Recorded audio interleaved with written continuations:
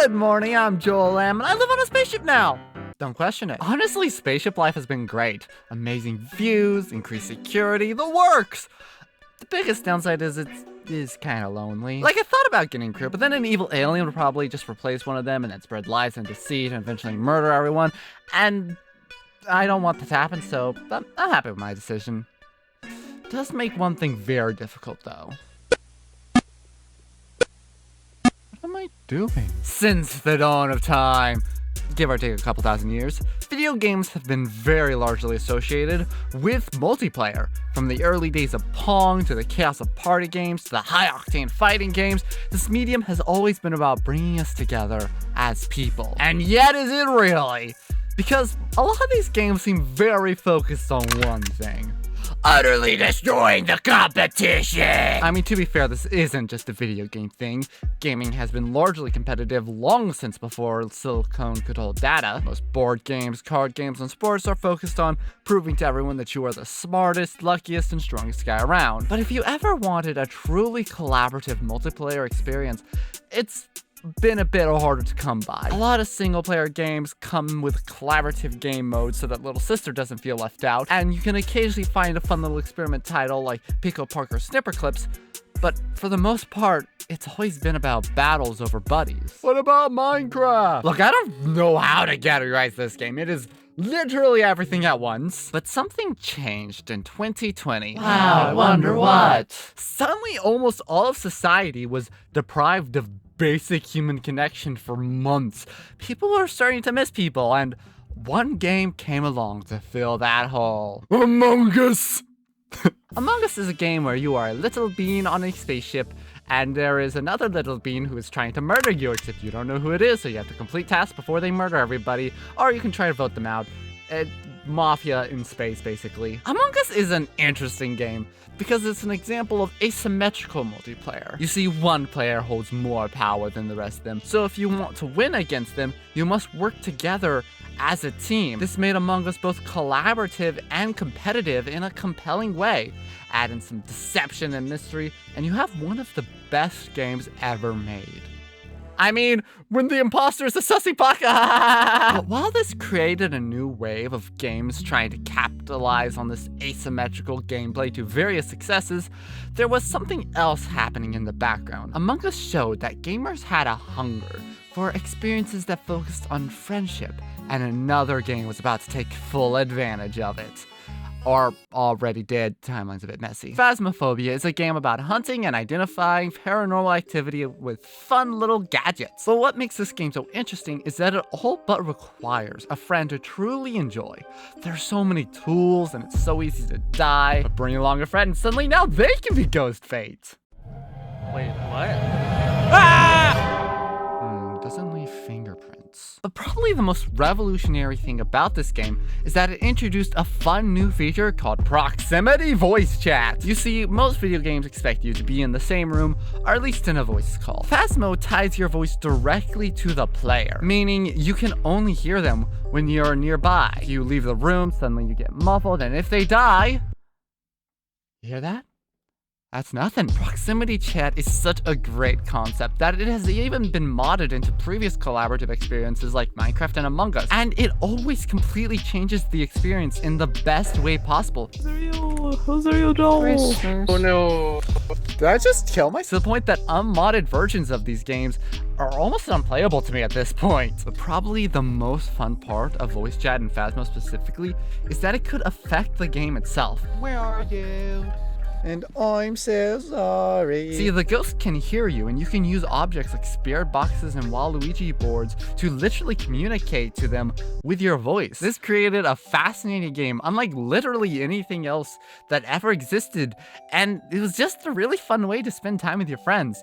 I mean, sure, there's a scary guy trying to murder you, but it's just so much fun to hang out with your bros that somehow both negates and complements the horror. Phasmophobia proved that it's really fun to work with your friends and watch each other die. So it wasn't long before more people started copying the formula.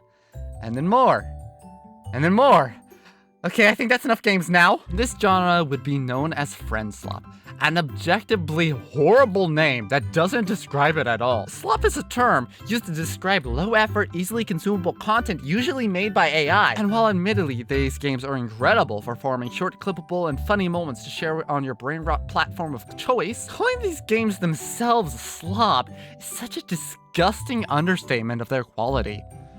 But the Peak guys seem to like the name, so I guess we're stuck with it. I'd say the next notable installment was Lethal Company, a game I admittedly never got into, but boy howdy was it popular. In this game, you work with your friends to enter a long abandoned building to steal items from it and sell them for cash, slowly upgrading your gear and getting hunted by strange and creepy enemies. Once again, I don't really have much to say about this game, because I wasn't paying attention when it got popular and only bought it after everybody else burnt out, but with its iconic visual style and creepy monsters, it definitely made its mark.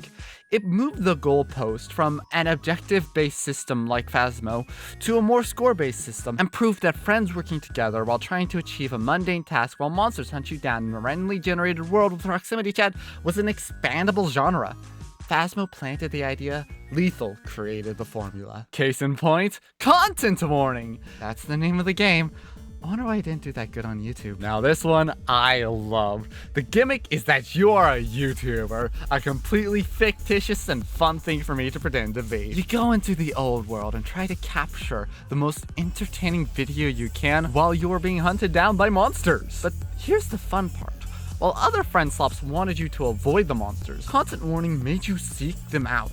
Nothing is more entertaining to your viewers than seeing the funny emoticon man get mauled to death by a whatever this thing is. So it created a really fun gameplay cycle that resulted in a fun little treat at the end of each game. Man, if I could play this game for hours, I would.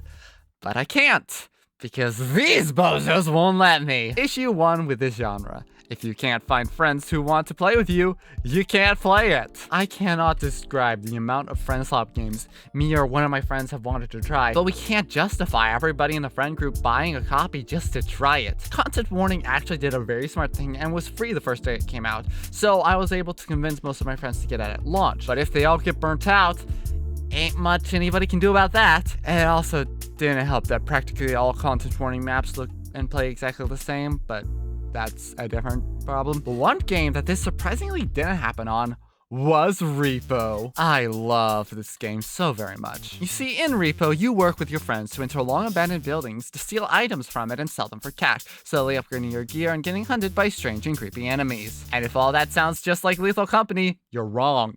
They're robots now, that's different. R.E.P.O asks the bold and revolutionary question of, what if Friendslop was actually fun? Okay, I'm joshing. Most of these games are fun, but the fun almost always came from yelling at your friends and watching them be idiots.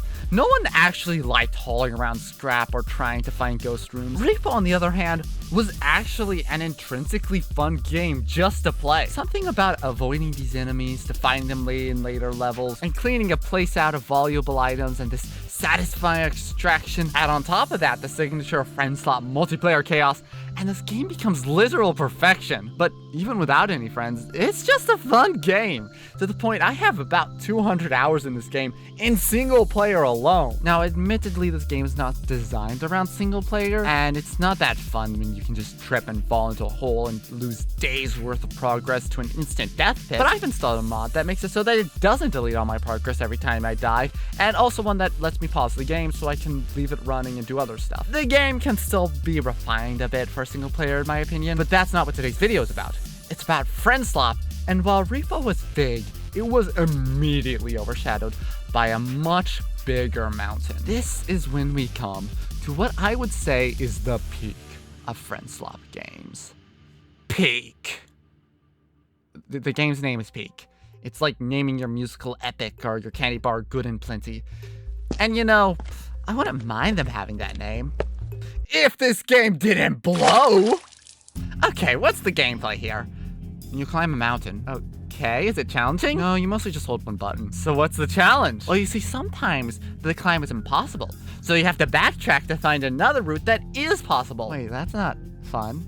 Backtracking is the opposite of fun. Oh, and if you get hurt, or if you're too hungry or are carrying too much, then the game just kind of becomes impossible. Okay, how does friends come into the equation? This is Friendslop for a reason. Well, they can carry more items, and also you can jump on their heads and grab each other's hands to help you climb. Won't that just incentivize you to stick together and do nothing else? Yeah, so what's the point of proximity chat? Well, there isn't one.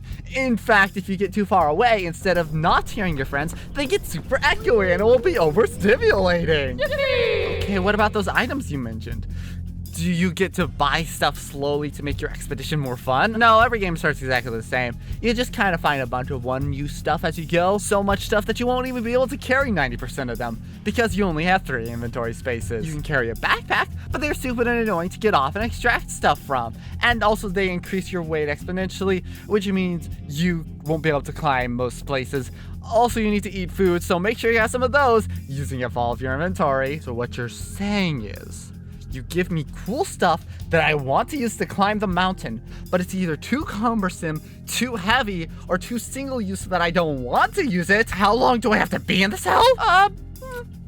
Like an hour and a half. What? Yeah, so every other Friendslop game are designed in a way that you have 15 to 30 minute rounds so you can leave or join your friends as they play. Not only that, but the other games are cumulative. So if you do good, you get cool stuff to help you next round. So when the game gets harder, so do you. P just expects you to dedicate a movie's length of time into a stupid, annoying game without any incentive of winning or any value at all.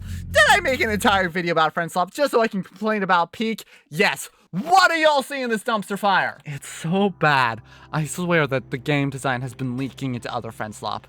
R.E.P.O recently got an update that added another extraction point, increasing the average late game playtime from around 30 minutes around to an hour. And let's also nerf literally every defense you have against the monsters, so you can't really fight them anymore. More time with the monsters, plus more likely to die from monsters, equals I can no longer progress the game, even with my hacks. Are you trying to ruin R.E.P.O for me? Because you succeeded. There are a ton of other games that have tried to copy the success of Friendslop, some going back to asymmetrical gameplay, while others being more traditional. Some leaned even more to horror, while others all but abandoned it. And while I could keep talking, there's not much else I really want to say. Do you want to hear me yap about Yap Yap? No, you don't. I just think it's really fascinating how much this genre blew up over the last year and a bit. A lot of people got really inspired by Phasmo and Lethal Company and tried to make something that uses the same mechanics, but also was just a unique experience. And I think there's something beautiful about that. Some were great successes, while others deserve to be thrown into a volcano. But I think it's simply wonderful that we can have so many games just about being friends. It doesn't matter the mechanic. It doesn't matter the mechanics or the world, if you're a robot or a silly bald guy, as long as we are with your friends. That's where the fun comes from. Hey Jill, I got a vase. Did you just break that vase? There was no vase. That was worth $15,000! You know what? No, I'm done. I hate all of you. I'm going to space where I never have to interact with any of you idiots ever again! And that's how I ended up here.